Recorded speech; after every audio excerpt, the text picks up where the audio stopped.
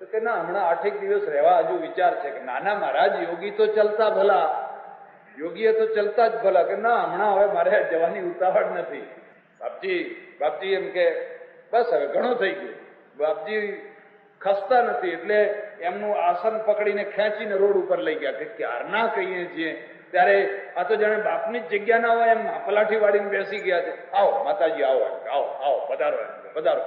મહિનો થઈ ગયો પણ કોઈનું શકોરું સોનાનું ના થયું. હમણે તો ઉભા ગ્લાસ સોનાનો બનાવી દીધો, બેઠા. અને પછી તો લોકોએ નક્કી કર્યું, હું જ જમવા લઈ જઈશ. પેલો કે હું જ. અને જેના ત્યાં જમવા જાય ને એના બધા વાસણ સોનાના, થાળી, વાડકા, લોટા, પ્યાલા.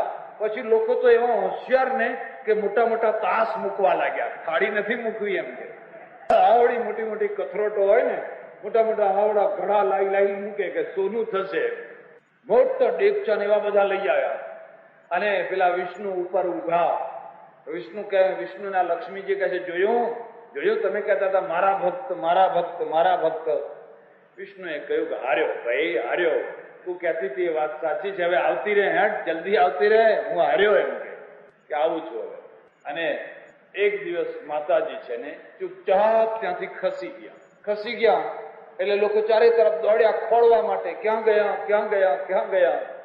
પણ ના મળ્યા. હશે જે લોકોના ઘરમાં જઈ આવેલા ને એ બધા ખુશ.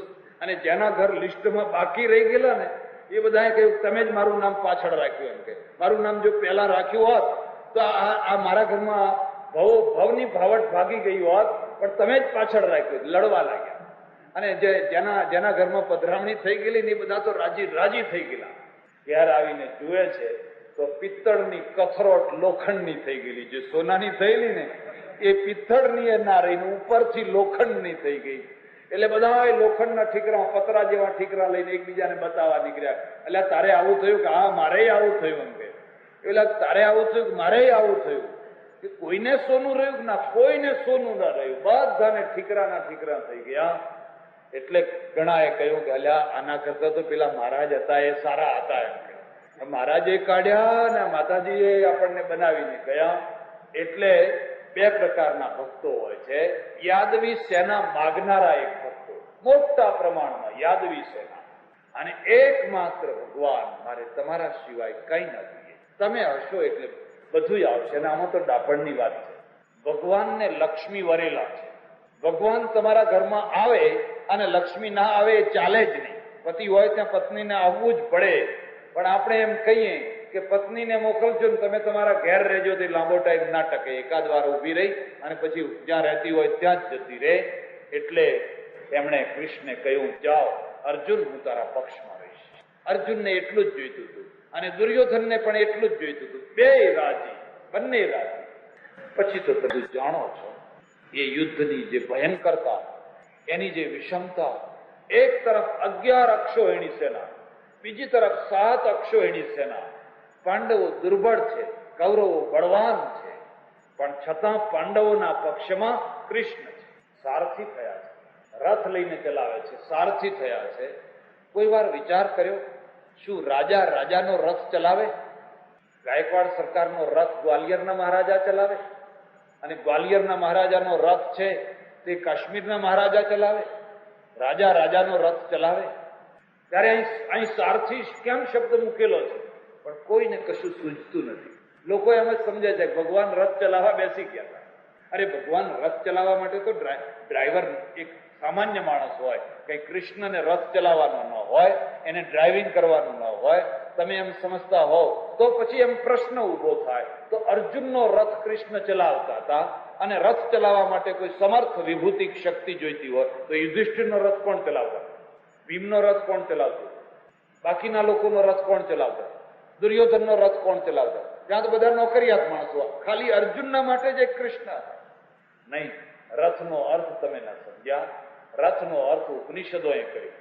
ઉપનિષદોએ કહ્યું, આ તારું શરીર છે, શરીરમ રથમેવતું. આ તારું શરીર છે એ રથ છે. ઇન્દ્રિયાણી હયાનાહુ. એમાં આજે 5 ઇન્દ્રિયો છે એ ઘોડા જોડેલા છે. મન પ્રગ્રહ એવચ. એમાં જે મન છે એ લગામ છે. આત્મેન્દ્રિય મનોયુક્તમ ભોક્તેત્યાહુર મનીષિણઃ. બુદ્ધિમ તો સારથિમ વિદ્ધિ, એમાં જે બુદ્ધિ છે એ સારથી છે અને મન છે એ લગામ છે. એ જે બુદ્ધિ, એ બુદ્ધિ જયારે કૃષ્ણનું રૂપ ધારણ કરી લે, કૃષ્ણમય બુદ્ધિ થઈ જાય, ધિયો યો નઃ પ્રચોદયા, એટલે રથના ઘોડા રોડ ઉપર બરાબર ચાલે, ખડાખૈયામાં ના પડે, એ રથ ઉથલી ના પડે. એટલે રથનો બીજો કોઈ અર્થ નથી, રથનો આ અર્થ છે. પણ યુદ્ધ શરૂ. પહેલા 10 દિવસ ભીષ્મના છે. ભીષ્મની ઉંમર 170 વર્ષની છે. યુદ્ધ કરતા સમયમાં 170 વર્ષની. મહાભારતમાં 10 રથ ભરાય ને એટલા તીર પાછળ ભરેલા હોય છે, સ્ટોરેજ ફેંકે છે. સવારથી સાંજ સુધી એટલા તીર પેલા પક્ષમાં ફેંકી દે છે. 170 વર્ષની ઉંમરે આ માણસ કેટલો બળવાન હશે, એની કેટલી શક્તિ હશે, અને એ શક્તિનું મૂળ ક્યાં હશે, વિચાર કરી દો. એનું જે અખંડ બ્રહ્મચર્ય છે, એનું જે નૈષ્ઠિક બ્રહ્મચર્ય છે, એનો આ પ્રભાવ છે, એનો આ પ્રતાપ છે. એ સાંજ સુધી પેલા સામેના મોટા મોટા મહારથીઓને ધ્રુજાવી કાઢે છે, હાહાકાર મચાવી. અનાજ ખાધું છે એટલે હું 10 દિવસ તારું રક્ષણ કરીશ, પણ તને કોઈ બચાવી નહીં શકે, હું તને કહી દઉં. કારણ કે તું પાપી છે, તે પાપ કર્યું છે. મેં તારું અનાજ ખાધું છે એટલે મારે આટલું તારું કામ કરવું પડશે, બાકી કોઈ તને બચાવી નહીં શકે. પણ દુર્યોધને બહુ કાલાવાલા કર્યા, બહુ કર કર્યો. ત્યારે ભીષ્મને દયા આવી. ભીષ્મે કહ્યું, જો એમ એક કામ કર, શું? આજ રાત્રે બરાબર 12ના ટકોરે તારી પત્ની છે ને, એ પત્નીને મારા તંબુમાં મોકલ. હું આ મારી આખી જિંદગીનું જે તપ છે એનું અનુષ્ઠાન કરી અને એનું જે ફળ છે એ ફળ હું તારી પત્નીને આપીશ, અને એમ કહીશ કે અખંડ સૌભાગ્યવતી ભવ, પછી તને કોઈ મારી નહીં શકે. મારું ફળ તને પ્રાપ્ત થઈ જશે, પછી તને કોઈ મારી નહીં શકે. દુર્યોધને કહ્યું, બરાબર છે. અને દુર્યોધને એની પત્નીને કહ્યું, જો આજ ઊંઘતી નહીં, હું ગણશી પાછી. હું ગણશીનો અર્થ સમજ્યા તમે? તો બધો બહુ વિવેચન નથી કરવું. તો એને બહુ તાકીદ કરી, જો બરાબર જાગતી રહેજે, હું 12 વાગે બરાબર જવાનું છે. હવે 1 વાર કીધું, 2 વાર કીધું, જાન થઈ ગયા. તો અમને એટલું ભાન નહીં હોય, અમને એટલી ખબર નહીં હોય. અને કૃષ્ણની પાસે વાત પહોંચી ગઈ. આજ તો હાહાકાર થઈ જશે. જો દુર્યોધનની પત્નીને આ વરદાન મળી જાય તો પછી યુદ્ધ જીતી ન શકાય. યુદ્ધ નેતા છે, એ ધર્મ નેતા છે. યુદ્ધ નેતાનો અર્થ તલવાર ફેરવી જાણવી એટલું જ નહીં, પણ યુદ્ધ નેતાનો અર્થ સોગઠા રમવાની જેવી ચાલ હોય એવી ચાલ રમતા આવડવી. ગુપ્તચરોએ આવીને કહ્યું કે ભીષ્મ છે, આ જીવનભરની તપસ્યાનું ફળ આપવાના છે. સામે બાજુ એમના તંબુઓ છે, આ બાજુ આમના તંબુઓ છે, બંનેના સામસામા તંબુઓ છે. એમણે દ્રૌપદીને તૈયાર કરી 11 વાગે. ઉઠ કે શું કપડા પહેર, પૂજાની સામગ્રી લે, ભીષ્મની પૂજા કરવા જવાનું છે. અને દ્રૌપદી સંસ્કાર, એના મા બાપે એને સંસ્કાર નાખેલા, કેમ ચાલ્લો કરવો, કેમ વંદન કરવા, કેમ નમસ્કાર કરવા, કેમ જવું, કેમ બેસવું, એનું નામ વિનય વિવેક કહેવાય. એટલે દ્રૌપદી તૈયાર કરાવી, પોતે રૂપ બદલી અને બરાબર 11:15 વાગે જઈને ભીષ્મના તંબુ આગળ જઈને ઉભા થઈ ગયા. દ્રૌપદીને કહ્યું, જરા આગળ ખેંચ, આ ઘૂમટોય કોઈ વાર કામ આવે હો, આગળ ખેંચ એમ કે. એટલે દ્રૌપદીએ વધારે આગળ ખેંચ્યો. બરાબર 12ના ટકોરા પડવાની તૈયારી, અને કહ્યું, જા અંદર જઈ અને ભીષ્મની સારી રીતે પૂજા કર. દ્રૌપદી અંદર ગઈ. ભીષ્મ પૂજામાં બેઠેલા છે. ખૂબ ભાવથી પ્રેમથી ચંદન કર્યું, અક્ષત કર્યા, માળા પહેરાવી, કંઈક ફળ ફૂલ લાવેલા એ મૂક્યા, અને પછી આમ પ્રેમથી નમસ્કાર કર્યા ચરણોમાં પડીને. ભીષ્મ છે ને, ભીષ્મે જળમાં હાથ નાખ્યો, જે જળ અભિમંત્રિત હતું, અને હાથ નાખીને એના ઉપર છાંટીને કહ્યું, અખંડ સૌભાગ્યવતી ભવ.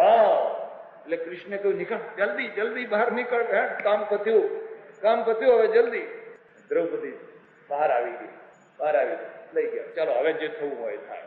પેલી બાજુ બેનના નાક વાગી રહ્યા છે. સવારે ભાદરણની ટ્રેન જાય છે ને ત્યારે જેમ સીટી વગાડે છે એવી રીતે ડબલ સીટી વાગી રહી છે. બહાર ઉપર 12:15 થઈ ગયા. કોઈ જગાડ્યા, તમારે 12 વાગે જવાનું હતું ને? થોડી આંખ મીચાઈ ગઈ હો, કઈ વાંધો નહીં એમ કે. તો 12ના 12:30 થાય, 12:15 થાય, એમાં કઈ થોડું મોરું ખાટું થઈ જવાનું હતું. તૈયાર થઈને ગયા. એને સંસ્કાર, તમારી છોકરીઓને સંસ્કાર નાખજો, છોકરાઓને સંસ્કાર નાખજો. હું ઘણાના ઘરમાં જઉં ને એટલે પેલા બેન હોય ને કે બાપજીને ચલ્લો કર, એટલે આ આંગળીએ ચલ્લો કરવા આવે. હવે એને શીખવાડી જ ના, હું એને શીખવાડું. એ આંગળી નહીં, બિચારો ગભરાઈ જાય, ધ્રુજી ઉઠે. આ 2 આંગળીઓએ કર, આ 2 આંગળીઓએ. સંન્યાસીને ચાંદલો કરો તો આ 2 આંગળીઓએ આમ કરવાનો અથવા આમ કરવાનો. તો આવી રીતે કર, ત્યારે શીખે. એમાં છોકરો આવી ભૂલ કરે તો બરાબર છે, ઠીક છે, પણ ઘણી વાર બહેનોને ના આવડતું હોય, કારણ કે સંસ્કાર જ ના હોય ઘરમાં. અને આ બેન તો પહોંચ્યા એટલે પેલા ભીષ્મ તો બધું પોથું બાંધી રહ્યા છે, આ ટોપી રહ્યા છે. એટલે જઈને પેલું જે પાણી લઈ ગયા ને, જારી કમંડળ ભરીને જઈને ગધડાયું એમના ઉપર. એ એકદમ ચમક્યા. તો અરે આખું જારી એમ કે ગધડાઈ દીધી. પછી આમ છાંટા એવા નાખ્યા કે આંખમાં જ ચંદન પડે એવી રીતે છાંટા નાખ્યા. એવી રીતે બધું નાખ્યું. પગે લાગ્યું, શીખવાડ પગે લાગી. એટલે ભીષ્મ તો આમ જોયા જ કરે કે આ કોણ છે ને શું છે. એટલે એ પાછી કહે છે આશીર્વાદ આપો ને. ઉજાગરો કરીને બોલાવીને હવે આશીર્વાદ નથી આપતા. પણ તું કોણ છે? તો કોણ છે એટલી ખબર નથી. તમે જ કહ્યું છે 12 વાગે આવજો. અને સાથે આવેલી કોઈ બીજી બેન હશે, એને કહ્યું આ તો દુર્યોધનના મહારાણી છે. કોઈ મહારાણી છે? અરે બેન, જેને અખંડ સૌભાગ્ય થવાનું હતું એ થઈ ગયું. જાઓ, ઘેર જાઓ, પાછા જાઓ. જેને અખંડ સૌભાગ્ય થવાનું હતું એને થઈ ગયું. કૃષ્ણ કનૈયા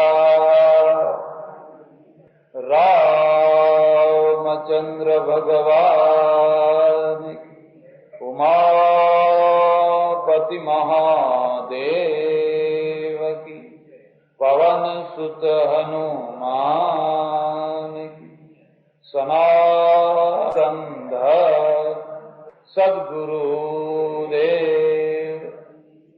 નમઃ પાર્વતી પતે હર હર મહાદેવ હર. મહાભારતનું યુદ્ધ આમ તો પિતરાય ભાઈઓ વચ્ચેનું 18 દિવસ ચાલેલું યુદ્ધ હતું, પણ એક જોતા હિન્દુ રાજાઓના કુસંપનો પરિણામ હતું. એના ખરેખરા કારણો ભારતની ભૌગોલિક સ્થિતિ હતી કે અન્ય કંઈ? અને હવે એમાં 2 દ્રષ્ટિકોણ છે.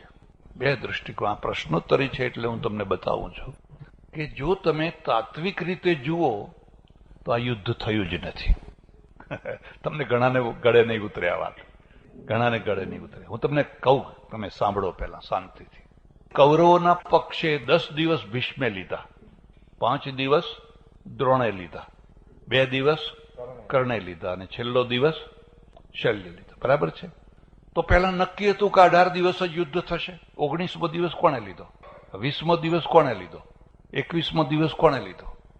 અને જેવી રીતે આ પક્ષમાં બધા દિવસ લીધા, એવી રીતે પાંડવોના પક્ષે કોઈ આ દિવસ લીધા છે કે ભાઈ અમે 10 દિવસ ફલાણા લેશે ને ફલાણા રહેશે ને ફલાણા રહેશે? એટલે અને બીજું તમને કહું કે જ્યારે પણ યુદ્ધ થાય ત્યારે આખી સેના એક સાથે લડે. આ તો રણનું યુદ્ધ છે. 10 દિવસ ભીષ્મ લડતા હોય તો દ્રોણ બેઠા બેઠા આરામ કરતા હોય, કર્ણ આરામ કરતા હોય કે હવે તમે મરો પછી અમે આવીએ. થોડોક જરા વિચાર, કલ્પના કરો, થોડો વિચાર કરો. એટલે માત્ર 18 દિવસ જ કેમ થયા? પેલા પક્ષમાં કેમ એવું કંઈ નથી થયું? આ પક્ષમાં કેમ એવું નથી વહેંચાયેલું? એક બીજી વાત, 2 સેનાઓ જયારે સામે સામે જઈને ઊભી છે, સેનયોરુભયોર મધ્યે રથમ સ્થાપયમેચ્યુત યાવદૈતા નિરીક્ષેહમ યુદ્ધુવસ્થિતાનો. મારે જોવું છે કે આ યુદ્ધ કરવા માટે કોણ કોણ આવેલા છે મારે. તો 2 સેનાની વચ્ચે તમે રથને ઉભો રાખો. એક સામાન્ય બુદ્ધિથી જુઓ કે હું આ બાજુ છું, તમે પેલી બાજુ છો. હું આ બાજુથી તમને સારી રીતે જોઈ શકું કે અહીં વચ્ચે ઉભો રહું તો વધારે સારી રીતે જોઈ શકું? અર્જુનનો રથ 2 સેનાની વચ્ચે જાય તો આમ મોઢું કરવું પડે કે નહીં? કૌરવો તરફ આમ મોઢું કરવું પડે. અને જ્યાં હતા ત્યાંને ત્યાં હોય તો એને બધું બરાબર દેખાય કે ના દેખાય? કોઈ વિચાર જ નથી કરતું. અચ્છા, તત શંખાશ્ચ ભૈર્યશ્ચ પણવા નક ગો મુખા સૈવાભ્યન્યંત સશબ્દસ્તુ મૂલો ભવત. પછી તો બધી શંખો ને ભેરી ને બધું વાગવા માંડ્યું. પછી એવા ટાઈમે જયારે આ ગીતા શરૂ થઈ તો ગીતાનો ઉપદેશ ઝડપથી ધડધડ કહેવામાં આવે તો એ ઓછામાં ઓછા 1.5 કલાક થાય. તો 1.5 કલાક સુધી કૌરવોનો પક્ષ ઉભો રહે? શંખ વાગી ચૂક્યા છે, ધર્મયુદ્ધ છે, શંખ વાગ્યા પહેલા યુદ્ધ થઈ શકે, પણ શંખ તો વાગી ચૂક્યા છે. તો હવે પેલા એમ વિચાર કરે કે ભાઈ હમણાં કૃષ્ણ અને અર્જુનનો સંવાદ ચાલે છે, માટે હમણાં જરા ઉભા રહો, થોડીક શાંતિ રાખો. એવું બને ખરું? તો એ 1.5 કલાકમાં તો કેટલો કચ્છર ઘાણ કાઢી નાખે. બીજી વાત જરા ધ્યાનથી સાંભળજો. તમે કોઈ વાર કુરુક્ષેત્ર જજો, તીર્થ છે હરિયાણામાં. કુરુક્ષેત્ર છે ને એ બહુ મોટું તીર્થ છે. 18 અક્ષોહિણીની જે સંખ્યા છે ને એ લાખોની નહીં, કરોડોની થાય છે. કરોડોની થાય છે. હવે કરોડો માણસો ત્યાં ઉભા રહી શકે એટલી એ જગ્યા નથી. લડવાની તો વાત દૂર રહી, પણ ઉભા રહી શકે એટલી પણ જગ્યા. એક બીજો મુદ્દો પણ યાદ રાખજો. હવે જો તમારે કરોડો માણસોને લડાવવા હોય તો કરોડો માણસોને એની વ્યવસ્થા માટે જોઈએ. એમને એમ ના લડાવી શકો. તમારે 10 માણસો લડાવવા હોય તો 5 માણસો પાછળ કોઈ રસોઈ કરનારો, કોઈ ફલાણો, એ આખી વ્યવસ્થા એ બધી જોઈએ. તો કેટલા બધા માણસો થઈ જાય. પણ તમે એ ભૂમિમાં જઈને જુઓ કે ભાઈ એ ભૂમિમાં એટલી બધી જગ્યા છે ખરી કે જે રીતે અક્ષોહિણી બતાવી છે, અક્ષોહિણી સેનાઓ ત્યાં ઊભી રહી શકે ખરી. એક બીજો મુદ્દો, ભીષ્મ પિતામાં 6 મહિના સુધી શરસૈયા ઉપર પોડ્યા છે. અને તમે જો ચિત્ર જોયું હોય તો એમાં બધા બાણ મારેલા છે અને ભીષ્મ આમ પડ્યા છે. હવે આવી કોઈ કલ્પના કરી શકાય ખરી? જેને ઘણા બાણ વાગ્યા હોય એને તમે કોઈ પોચી રૂવાળી એવી ગાદી ઉપર સુવાડો તો બરાબર છે. તો બાણ વાગ્યા ત્યારે તો વાગ્યા, પણ અત્યારે તો બધા આમ જાણે પેલા ટેકા દીધા હોય ને એવી રીતે બધી ખૂંચી ગયેલા છે. અને એવી સ્થિતિમાં 6 મહિના સુધી માણસ જીવી શકે ખરો? રહી શકે ખરો? કોઈ જીવી શકે ખરો? થોડીક તો કલ્પના કરો. અને પછી બરાબર ઉત્તરાયણ આવ્યું એટલે એમને પ્રાણ છોડ્યા. દ્રોણની વાત આવે ત્યારે દ્રોણની પણ એ જ દશા છે. દ્રોણના પણ 5 દિવસ છે ને 5 દિવસમાં હાહાકાર મચાવી દીધો છે. આમ તો મારે તમને એમ એ કહેવું છે, તમારા બધાના ગળે મારી વાત નહીં ઉતરે, કે નવી વાત સાંભળી છે ને પહેલી વાર સાંભળી હોય એટલે એમ લાગે કે આ મહારાજ કેવું બોલે છે. પણ એક ખાસ વાત યાદ રાખવાની, રામાયણ અને મહાભારત આ બંને મહાકાવ્યો છે. મહાકાવ્યો છે. અને મહાકાવ્ય છે એમાં રસ નિષ્પત્તિ કરવી પડે. અને રસ નિષ્પત્તિ કરવા માટે એમાં અદ્ભુત રસ આવે, કરુણ રસ આવે, શ્રૃંગાર રસ આવે, વીર રસ આવે, બધા જાત જાતના જુદા જુદા રસો આવે. અને એ રસો જયારે કવિ ઉત્પન્ન કરે છે ત્યારે આપણે એને બિલકુલ એમ જ માનીએ છીએ કે આ ઇતિહાસ છે. આવા જ પુરાણો, આવા જ મહાકાવ્યો ગ્રીક પુરાણમાં છે. ત્યાં હર્ક્યુલિસ છે. હવે તમે હર્ક્યુલિસની કથા સાંભળો તો આ ભીમ કરતા મોટી કથા હોય, એકદમ કલ્પના ના કરી શકાય એવી બધાની છે. કારણ કે પુરાણો છે, પુરાણોની અંદર, મહાકાવ્યોની અંદર આવા બધા રસો નિષ્પન્ન કરવા જોઈએ. પેલા લોકોને શું થયું કે એમણે એમ માની લીધું કે આ માઇથોલોજી છે, અને આપણે હજુ એને માઇથોલોજી માનવા તૈયાર નથી. આપણે હજુ પણ એમ માનીએ છીએ કે આ રિયલ ઇતિહાસ છે, આ સાચો ઇતિહાસ છે. અને એટલે બહુ મુશ્કેલી ઊભી થાય છે. હું તમને આ તો બધું કહેવા બેસું તો આખો કલાક એમાં નીકળી જાય, પણ હું સામાન્ય જ વાત કરું તમને. ગાંધારીને 100 પુત્રો ને અને 1 દીકરી, 101. તો એક સાથે 100 પુત્રો, 101 પુત્રો થયા હોય એવું બની શકે ખરું? પાછું એને ગર્ભ રહ્યો છે પણ પ્રસૂતિ થતી નથી તો પછી એને મુશળ કે એવું કંઈક મારીને પછી બધાને ઘડામાં મૂક્યા. આપણે કંઈક ભાઈ આજકાલ જે પેલું કંઈક થાય છે ને બધું, હા એવું એવી રીતે. પણ બરાબર છે, 101 પુત્રો થયા. હવે 101 જે થયા એમાં કોઈ નાનો મોટો હોય ખરો? એક જ દિવસે બધા થયા કે નહીં? કે દુર્યોધન પહેલા થયો ને દુશાસન પછી થયો ને 2 વર્ષ પછી પેલો થયો ને 10 વર્ષ પછી પેલો થયો ને એ 100 એક જ દિવસે થાય છે. તો હવે એમાં કોને મોટો કહેશો ને કોને નાનો કહેશો? અને આ જ વાત દશરથના ત્યાં છે. 4 દીકરાઓ એક જ રામનવમીના દિવસે જન્મ્યા. તમે રામાયણ જોજો. હવે ચારે ચાર દીકરાઓ રામાયણમાં રામનવમીના દિવસે જન્મ્યા હોય તો આપણે એમ કહીએ કે ભાઈ રામ મોટા છે, કદાચ કલાક 2 કલાક પહેલા જન્મ્યા, એટલું જ, બાકી એથી કઈ વધારે ફરક પડે એવું નથી કે રામ 10 વર્ષ પહેલા જન્મ્યા અને લક્ષ્મણ પછી જન્મ્યો અને પછી ફલાણા જન્મ્યા અને પછી ફલાણા જન્મ્યા. આપણે જે કથા છે ને એનો જે તાર્કિક પક્ષ છે ને એ તાર્કિક પક્ષ તરફ ધ્યાન નથી દેતા. ના ભાઈ સમજાવે તો માર ખાવો પડે. જો સમજાવવા બેસે ને, અરે એમાં આજીવિકા ચલાવવી છે, કઈ આપણે જેમ બને એમ લોકો પાસેથી આજીવિકા લેવી છે. એટલે હવે તમે આ આખી ઘટના તમે જોશો, અને હું તો તમને એથી પણ વધારે કહું કે મહાભારતમાં જે રીતે કૌરવોનો પક્ષ છે અને પાંડવોનો પક્ષ છે, એમાં કૌરવોને અન્યાય થયો છે. તમારા ગળે વાત નહીં ઉતરે, હું તમને કહું સાંભળો. પાંડુ રાજા છે ને, હવે પાંડુ રાજા અને ધૃતરાષ્ટ્ર અને વિદુર ત્રણેય ભાઈઓ છે. ધૃતરાષ્ટ્ર મોટા છે, પણ ધૃતરાષ્ટ્ર આંધળો છે કે નહીં? એટલે પાંડુને કહ્યું ગાદીએ તમે બેસો, આંધળો માણસ રાજ કરી શકે નહીં. એટલે પાંડુ છે ને એડમિનિસ્ટ્રેટર છે. અંગ્રેજોના સમયમાં ઘણા દરબારોના રજવાડામાં કોઈ મરી જાય, છોકરો નાનો હોય એટલે કોઈ કર્નલને કે કોઈને 5-10 વર્ષ જ્યાં સુધી પેલો મોટો ના થાય ત્યાં સુધી એને બેસાડે. વહીવટદાર એડમિનિસ્ટ્રેટર છે. હવે જયારે બીજી પેઢીની ગાદી લેવાની થઈ ત્યારે ધૃતરાષ્ટ્રનો આ મુદ્દો છે કે ભાઈ હું આંધળો હતો, મારો છોકરો તો આંધળો નથી ને, ખરો ગાદીનો વારસદાર મારો છોકરો છે. બોલો તમને શું લાગે એમાં? બહુ ખરી નહીં? કારણ કે આપણે છે ને દુષ્ટ દુર્યોધન કવિ ગજબ કરતો હોય છે. એ તમે ગમે એવા હોય પણ રાવણ રાક્ષસ એટલે તમારા મગજમાં એનું ચિત્ર રાક્ષસનું જ બેસી જાય. બાકી તમે તટસ્થ રીતે જુઓ તો ખરેખર વારસદાર દુર્યોધન છે કે નથી? પેલાને ભાઈ હું આંધળો હતો, તો પાંડુ બેઠા એ બરાબર છે. પાંડુ તો એડમિનિસ્ટ્રેટર છે, પણ હવે મારો છોકરો બેસાડવાનો છે ત્યારે તમે એનો હક કેમ ડૂબાડો છો? અને આ ઝઘડામાં ચાલતા વચ્ચે એક સમાધાન થયું કે ભાઈ એકને હસ્તિનાપુર આપો અને એકને ઇન્દ્રપ્રસ્થ આપો. રાજના 2 ભાગ થઈ ગયા.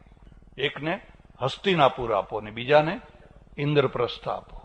ચાલો વેચી ગયું, બરાબર છે. હવે યુધિષ્ઠરે ફરી પાછી ગડબડ શું કરી કે પેલો મહેલ બનાવ્યો. મયદાનવને બોલાવી અદભુત મહેલ બનાવ્યો અને દુર્યોધનને બોલાવ્યો, જો મારો મહેલ જો. ઘણીવાર આ સંપત્તિ ઐશ્વર્ય છે ને લોકોને બાળવા માટે થતું હોય છે.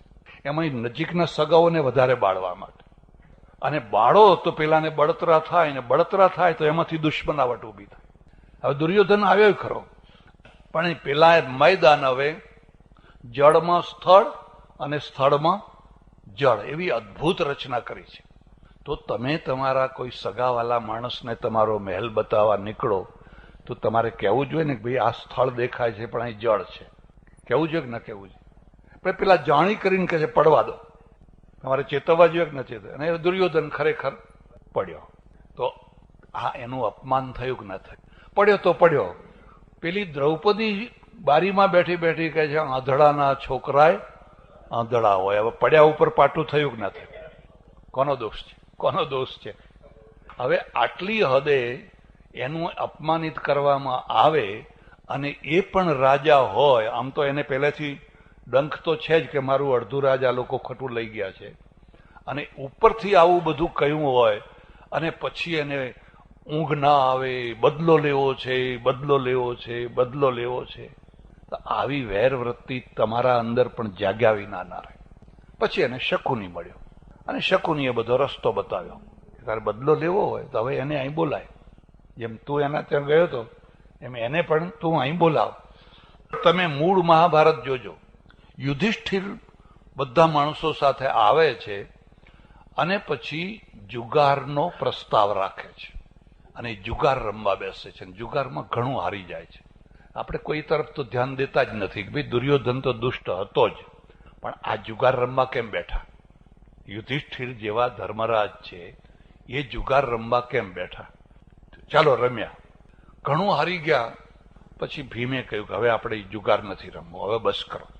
એટલે પછી ઉઠીને ચાલતા થયા. 5-10 કિલોમીટર ગયા પછી યુધિષ્ઠિર કહે છે રથ પાછો વાળ. તમે મહાભારત વાંચજો, રથ પાછો વાળ, હજુ મારે ફરી જુગાર રમવો છે. અને પેલો ભીમને અર્જુન સમજાવે છે કે નહીં મોટા ભાઈ, હવે નહીં, હવે નહીં, હવે નહીં. અને છતાંય રથ પાછો વળાવે છે અને ફરી કહે છે કે ચાલો આપણે ફરી જુગાર રમીએ. અને ફરી જયારે જુગાર રમવા બેઠા એટલે એક તરફ દુર્યોધને પોતાનું બધું રાજ્ય મૂકી દીધું, બીજી તરફ એણે બધું રાજ્ય મૂકી દીધું અને હારી ગયા. એટલે રાજપાટ ખોઈ નાખ્યું. આપણે પેલાને ધીરોદાત્ત નાયક બનાવવા માટે શું કહીએ છીએ કે આ શકુનીએ પાસામાં ચાલાકી કરી હતી. પણ ચાલાકી તમારે જોવી જોઈએ ને. કોઈએ ચાલાકી કરી હોય કે આ ચાઇનાએ આપણા સાથે દગો કર્યો, પણ તમે શું કેમ દગો સહન કર્યો? તમારે ધ્યાન આપવું જોઈએ ને. કારગિલમાં પેલા લોકોએ પેસી ગયા, પણ તમે શું કરતા હતા? એટલે રાજપાટ હારી ગયા. હારી ગયા એટલે પછી બધા કે ભલે ત્યારે હવે આપણે કપડાં પહેરેલા પાછા જઈએ. ત્યારે શકુની કહે છે કે હજુ તમારે પણ હવે અમારા પાસે રમવાની તો કોઈ વસ્તુ જ નથી રહી. રાજપાટ તો બધું હારી ગયા છે. હજુ તમારી પાસે એક વસ્તુ છે, આ મારું રાજ્ય અને તમારું રાજ્ય એક તરફ અને દ્રૌપદી એક તરફ, બોલો રમો. અને હાર્યો જુગારી તો એ રમ્યા, એમાં દ્રૌપદી હારી ગયા. દ્રૌપદી હારી ગયા એટલે રાજ્ય ગયું અને દ્રૌપદીએ ગઈ. જે દિવસની રાહ પેલો દુર્યોધન જોતો તો એ દિવસ આવી ગયો. અને પછી એને કહ્યું કે જે આંધળાના દીકરા આંધળા હોય એવું જે કહેનારી છે, હવે તો એ મારી દાસી છે. તો આપણે એ વાતનું તો ધ્યાન દેતા નથી કે આ યુધિષ્ઠિર જેવો ધર્મરાજ પોતાની પત્નીને જુગારમાં રમવા મૂકે તો એ સારું કહેવાય ખરાબ કહેવાય? એ તરફ તો કોઈ ધ્યાન દેતું જ નથી. પછી તો તમે જાણો છો દ્રૌપદીના ચીર ખેંચ્યા ને ફલાણું થયું ફલાણું થયું. પછી બધા ભીષ્મને એ બધા વચ્ચે પડ્યા અને એક નિવેડો એવો લાવ્યા કે ભાઈ તમે દ્રૌપદીને મુક્ત કરો અને 12 વર્ષ સુધી આ લોકો વનમાં ફરે, 13મું વર્ષ ગુપ્ત રહે અને 13મા વર્ષે જો એ પકડી જાય તો ફરી પાછા 12 વર્ષ વનમાં ફરે. તો હવે અત્યાર સુધી તમે જુઓ તો આમાં કૌરવોએ ક્યાં દોષ ક્યાં છે? તમે જુગાર રમવા શું કામ બેઠા? તમે દ્રૌપદીને શું કામ હાર્યા? આ બધું શું કામ કર્યું? અને પછી 12 વર્ષ બહુ દુઃખી થયા, બહુ ફર્યા. 13મા વર્ષના છેલ્લા દિવસે પકડાઈ ગયા. મહાભારત જોજો તમે. 13મા વર્ષનો જે છેલ્લો દિવસ છે ને, જ્યોતિષના બે, એક કહે છે કાલે 13મું વર્ષ પૂરું થયું ને એક કહે છે કે હજુ આજે 13મું વર્ષ આજે ચાલી રહ્યું છે. અને એ પકડાઈ ગયા તો એ પકડાઈ ગયા એટલે ફરી પાછા 12 વર્ષ તમારે વનમાં. અને આમાં પાછો વિવાદ ઉભો થયો. નહીં, 13મું વર્ષ તો કાલે પૂરું થયું. પેલા કે નહીં, હજુ આ જ્યોતિષ જો આ પંચાંગ પ્રમાણે આજે હજુ 13મા વર્ષનો છેલ્લો દિવસ છે. ચાલો, હવે એમાંથી પાછો ઝઘડો ઉભો થયો. હવે પેલા પાંડવો આવીને કે અમારું રાજ્ય અમને પાછું આપો. તો કોઈ પણ કાયદો નિયમ એવો છે કે હારેલી વસ્તુ તમે પાછી લઈ શકો? જરા શાંતિથી વિચાર કરો. તમને ગમશે નહીં આ વાત, પણ તમે શાંતિથી વિચાર. તમે જુગારમાં હારી ચૂક્યા છો, હવે હારી ચૂકેલી વાત ઉપર તમે પાછું કહો કે અમારું રાજ્ય અમને પાછું આપો. અને પેલો કે નહીં આપું, સૂચ્યગ્રહે નૈવ દાસ્યામિ વિના યુદ્ધેન કેશવ.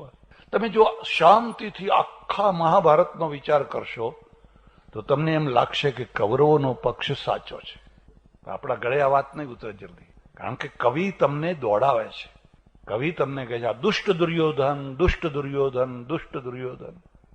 કર્ણ પોતાનો સગો ભાઈ છે, પણ મત્સ્યવેદ માટે એને અયોગ્ય ઠરાવી દીધો.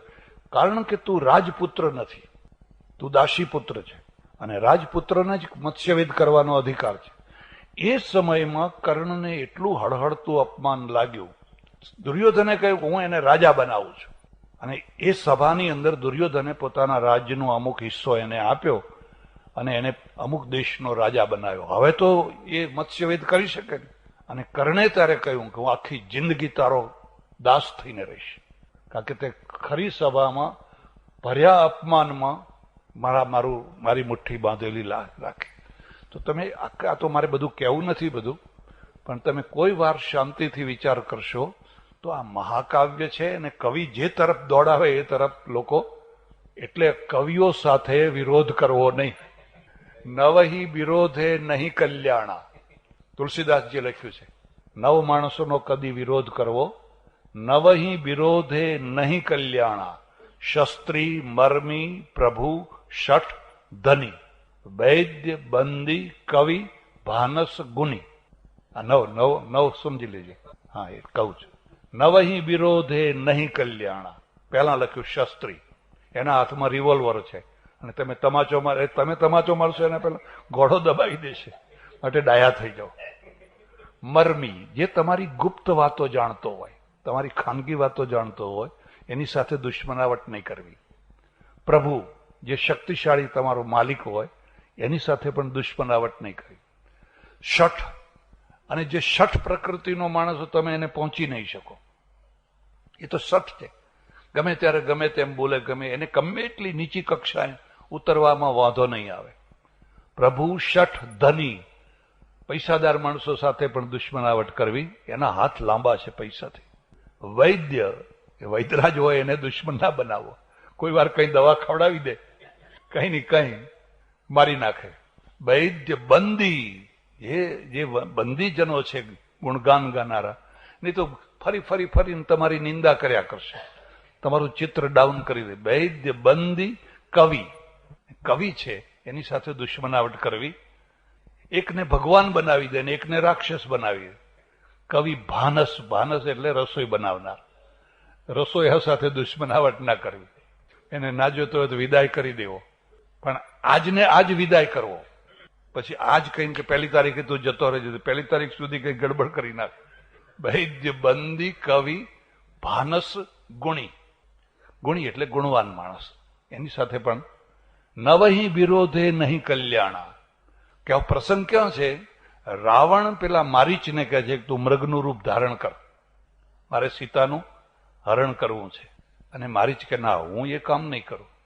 અને પેલા એ બાણ ઉપર કરે છે કે નહીં, અને પછી વિચાર કર્યો કે આ તો મારી નાખશે હમણાં. એટલે આ તુલસીદાસજીનું પોતાનું સ્ટેટમેન્ટ છે, હે. અને એ સ્ટેટમેન્ટ પ્રમાણે પેલા કહ્યું સારું ભાઈ કરવું છે અને એટલે આ મહાકાવ્યો છે ને મહાકાવ્યને આપણે તટસ્થ રીતે મૂલ્યાંકન નથી કરી શકતા, અને કરી શકો તો કંઈ જુદું જુદું ઘણું નીકળી શકે એમ છે. આટલી ચર્ચા. આગળ સુરેશભાઈ ગોટી, કોઈ પણ જીવને 84 લાખ. કોણ? શું નામ છે? સુરેશભાઈ ગોટી. ગોટી, ગોટી સરનેમ છે, સુરેશભાઈ નામ છે. ભલે ભલે. કોઈ પણ જીવને 84 લાખ યોનિમાં જન્મવું પડે એ માનવું સાચું છે કે કેમ, અને સત્સંગથી એમાંથી બચી શકાય?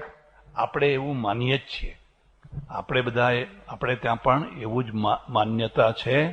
જૈનો આ 84 લાખ યોનિઓ તો મૂળમાં તો જૈનોની છે, અને એમને બધી ગણાવી છે કે દરિયામાં, સમુદ્ર પાણીમાં આટલી, વાયુમાં આટલી, ફલાણામાં આટલી, ફલાણીમાં આટલી. અને એ રીતે પુનર્જન્મને હિન્દુ, બૌદ્ધ અને જૈન આ ત્રણેય માને છે. એમાં સૌથી વધારે જૈન માને છે. કેટલાક સંપ્રદાયો અત્યારે એવું માને છે કે માણસ એ માણસ જ થઈને જન્મે છે, કીડી મકોડી થતો, પણ માણસ થાય તો સારો થાય કે ખોટો થાય, પણ માણસ એ માણસ જ થાય છે. આવી માન્યતા છે. અને આ તો શ્રદ્ધાનો વિષય છે, તમને ઠીક લાગે તો માનવાનો. રાજેશભાઈ પ્રજાપતિ, સેટેલાઇટ થી લેવાયેલા ફોટોગ્રાફમાં ભારત શ્રીલંકાની વચ્ચે એક પુલ હોય એવો ફોટોગ્રાફ પ્રસિદ્ધ થયો છે, તો ખરેખર આ રામ સેતુ હશે ખરો? આ કદાચ હોય, કદાચ માનો કે હોય, પણ આ બંને જે ભાગ છે એ ભાગની અંદર જે પુલ પણ નહીં, પણ ખડકાર પેલા પહાડો હોય એવું બની શકે છે. મૂળમાં તો ધરતી બધી ઊંચી કે નીચી જ હતી, અને પછી કોઈ ભાગ બહાર નીકળે એટલે એને ટાપુ કહીએ. પણ બેયને લિંક જોડનારી વસ્તુ તો હોય જ છે, એટલે બનવા જોગ છે, હોઈ શકે છે. પણ હું તમને એ પણ કહી દઉં કે જે રીતે રામાયણમાં પથરા નાખી અને સેતુ પુલ બાંધવાની વાત આવે છે, બહુ શક્ય નથી. જ્યાંથી પથરા લાવ્યા હોય ત્યાં ખાડો પડ્યો હોય કે ના હોય. હું તમને એથી વધારે કહું, અમે હમણાં 2 વર્ષ ઉપર લંકા ગયેલા, શ્રીલંકા, આખા શ્રીલંકામાં બધે ફર્યા. ત્યાં કોઈને ખબર જ નથી કે રાવણ નામનો કોઈ રાજા અહીં થયો. મેં આખા લંકાનો ઇતિહાસ લખ્યો, મારા પુસ્તકમાં લંકાનો ઇતિહાસ લખ્યો છે. પણ ત્યાંની પ્રજાને આપણે પૂછીએ કે ભાઈ રાવણ કે અમને ખબર નથી કે રાવણ નામનો કોઈ રાજા અહીં થયો હોય, એવી ખબર નથી. એટલે આજે વિદ્વાનોની અંદર મોટો વિવાદ છે કે આ શ્રીલંકા આ હતી કે પેલી હતી કે પેલી હતી કે પેલી હતી કે કઈ હતી. જુદી જુદી લોકો માન્યતાઓ માને છે. અને 10 માથા હોય એ રિયલ છે કે મિથ છે. હવે મોરારીદાસ એક જગ્યાએ બહુ સરસ વાત લખી છે કે રાવણને દાઢ દુખતી હોય ને મંદોદરીને કે આ મારી દાઢમાં જરા પૂંબડું મૂકજે, તો મંદોદરી પૂછે કે 5મા માથાની કે 4થા માથાની કે 10મા માથાની, કયા માથાની દાઢ તમને દુખે છે? આ શક્ય નથી. એટલે એ રૂપક હોય. મેં મારું એક પુસ્તક છે પ્રવચન મંગળ, એમાં થોડીક એની ચર્ચા કરીને એનું આધ્યાત્મિક રૂપ સમજાવવાનો પ્રયત્ન કર્યો છે. એક માણસ 6 મહિના ઊંઘતો હોય ને 6 મહિના જાગ્યા જ કરતો હોય, તો આ બધા રૂપ. બીજા એક પ્રશ્નમાં લાલજીભાઈ એવું લખ્યું હતું કે સોમનાથ મંદિરને લૂંટવા માટે ગઝની વગેરે લૂંટારાઓ જયારે આવ્યા ત્યારે એ આખું મંદિર લૂંટીને લઈ ગયા, એને કંઈ ન થયું. અને સત્યનારાયણ ભગવાનની કથામાં એક પ્રસાદને નકારનારો માણસ હોય એની હોડી ઊંધી વળી જાય, આવું કેવી રીતે? સત્યનારાયણની કથામાં જે વાત આવે છે ને એ મિથ છે, એના દ્વારા પ્રચાર થાય એટલા માટે. પેલું કઈ વૈભવ લક્ષ્મીનું વ્રત વાંચો, દશામાની ચોપડી વાંચો, એ બધામાં આવી વાતો લખી હોય છે જેથી લોકો એ તરફ વળે. અને હિન્દુ પ્રજા પાસે પોતાના ઘરમાં કોઈ સારું કામ કરવા માટેની કોઈ ખાસ વિધિ નથી, એટલે સત્યનારાયણની કથા કરાવો. આર્ય સમાજીઓ છે એ હવન કરે અને બાકીના લોકો છે એ બધી સત્યનારાયણની કથા કરે. પણ સત્યનારાયણની કથા ખરેખર એ શબ્દ પણ બરાબર નથી.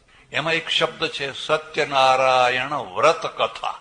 વ્રતની કથા છે કે કોણે સત્યનારાયણનું વ્રત રાખ્યું અને પછી એને શું ફાયદો થયો કે શું નુકસાન થયો. પ્રસાદ ન લેનારને જે થયું એ એટલા માટે કે કોઈ માણસ કથા સાંભળવા આવ્યો હોય અને વચ્ચેથી ઉઠીને જતો ના રહે એટલા માટે. જો આવી બીક ના રાખી હોય તો લોકો આવે ને જાય ને આવે ને જાય. જો કે નિંદા સ્તુત્યાત્મકમ વાક્યમ અર્થવાદ. અર્થવાદ કોને કહેવાય? કે કાં તો એના બહુ વખાણ કરો કાં તો એની બહુ નિંદા કરો. જો તમારે પ્રવૃત્તિ કરાવવી છે તો એના બહુ વખાણ કરો, અને જો એનાથી એને દૂર રાખવો છે તો એની બહુ નિંદા કરો. માનો કે તમારું બાળક છે ને એ બાળકને તમારે જુગારથી, દારૂથી, ગુટકાથી દૂર રાખવું હોય તો તમે સતત એની નિંદા કરો. આ ભયંકર છે, આ ભયંકર છે, આ રાક્ષસ છે, 7મા નરકે લઈ જાય છે, આટલા નરકે લઈ જાય છે. તો સતત તમે એનું નિંદા કરશો તો પેલું બાળક છે એ બધા દોષોથી બચી જશે, અટકી જશે. હિન્દુ પ્રજા કેમ અટકી જાય છે ને પેલી બીજી પ્રજા કેમ નથી અટકતી? જોકે હિન્દુ પ્રજામાં પણ હવે ઘણી પ્રજા એ તરફ વળતી હોય છે, પણ વળે તો પણ એના મનમાં તો એક ડંખ હોય છે, કારણ કે આપણે ત્યાં આ સંસ્કાર છે. ગાંધીજી જયારે પરદેશ ગયા, ઇંગ્લેન્ડ ગયા ભણવા માટે, તો એમની માએ એમની પાસે સંકલ્પ કરાવેલો કે હું માંસ નહીં ખાઉં. બીજા 1-2 સંકલ્પો કરાવેલા, અને વૈષ્ણવ પરંપરા હતી એટલે એમણે એ બધું કરેલું. અને એ સંકલ્પોએ એમણે લખ્યું કે મારું રક્ષણ કર્યું. ઇંગ્લેન્ડમાં રહેવા છતાં પણ એ સંસ્કારો એને એ સંકલ્પોએ મારું રક્ષણ કર્યું. એટલે વચ્ચે તમને આ પણ કહી દઉં છું, દ્વેષ પણ કલ્યાણકારી છે, ઘૃણા પણ કલ્યાણકારી છે. આપણે કહીએ ને કોઈનો દ્વેષ ન કરવો, કોઈની ઘૃણા, એની વાત બરાબર નથી. જે દ્વેષ કરવા જેવી જગ્યા છે ત્યાં દ્વેષ કરવો જ જોઈએ. આતંકવાદીઓ છે એમના હાથે દ્વેષ કરવાનો કે નહીં? એ તમારા મંદિરમાં આવીને બોમ્બ ફોડે કે બીજી જગ્યાએ બોમ્બ ફોડે કે બીજા બધા નુકસાન કરે, તો એમના પ્રત્યે જો તમે ઘૃણા નહીં કરો તો પ્રેમ કરશો, અને એમના પ્રત્યે પ્રેમ કરો તો શું થાય? એટલે એ વાત બરાબર નથી. સાચી જગ્યાએ દ્વેષ નહીં કરવાનો. બાકી ખોટી જગ્યા છે જ્યાંથી તમારે નિવૃત્ત થવું છે કે તમારી પેઢીને નિવૃત્ત કરવી છે, ત્યાં તો તમારે એ સંસ્કાર નાખવા જોઈએ કે આ ખોટું છે, આ નહીં કરવાનું, આ નહીં કરવાનું. અને નહીં કરવાનું છે ને પ્રાચીન કાળમાં બધું સ્વર્ગ અને નરકના દ્વારા થતું, કે ભાઈ આ કરશો તો તમને આ લોક મળશે, અને આ કરશો તો ભયંકર. મારે ત્યાં આશ્રમમાં બહેનો પેલી મેળામાં ગયેલી, ને મેળામાંથી એક આવડો મોટો ચાર્ટ આવે છે નરકનો. બધા ચિત્રો હોય છે, આમ ધગધગતા સળિયા બાળે, અગ્નિથી બાળે ને એવું બધું કેટલું આવે. તે એક બેને મારી પાસે લાવીને મૂક્યો, મને કે સ્વામીજી આ બધું સાચું? મેં કહ્યું બિલકુલ સાચું, બિલકુલ સાચું. હવે એટલું ડરી જશે કે આ કામ કરતા એ અટકશે. એને અર્થવાદ કહેવાય. હવે આપણે કહીએ કે આ તો બધું ખોટું છે, કંઈ નથી, તો એની કક્ષા તમારે સમજવી જોઈએ, એનું લેવલ સમજવું જોઈએ. આ બધાના દ્વારા એના મનમાં એક ભય બેસે છે અને ભયના દ્વારા એ એવા કંઈક કામ કરતા અટકશે. એટલે આને અર્થવાદ કહેવાય. નિંદા સ્તુત્યાત્મકમ વાક્યમ અર્થવાદ. એમ તમે પીપળાને પાણી નાખશો તો ફલાણું થશે, એમ તમે ગાયને રોટલો ખવડાવશો તો તમને આ થશે, કૂતરાને રોટલો ખવડાવશો તો આ થશે, અતિથિને રોટલો ખવડાવશો તો તમને આ થશે. એ અર્થવાદ છે. એટલે આવી રીતે અર્થવાદ વાક્યોને પણ